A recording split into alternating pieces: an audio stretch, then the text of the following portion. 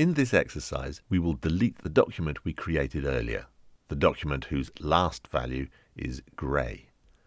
To do this, select the row that contains the _ID field and then click the Show Remove Dialog button on the toolbar in the Result tab.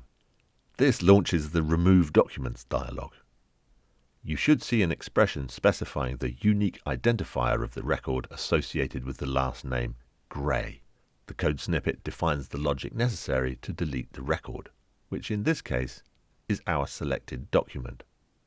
Click the Validate JSON button to confirm the query JSON is valid. Click OK to close the confirmation message and then click Remove to remove the document. You should receive a message stating that one document has been removed. Click OK to confirm.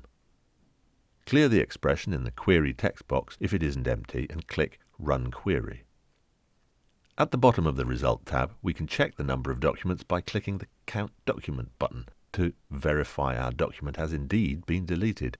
The customer's collection should now contain only the original 1000 documents. Close the Customer's Collection tab, but do not drop the collection or the database because we're going to be using them for the rest of this course.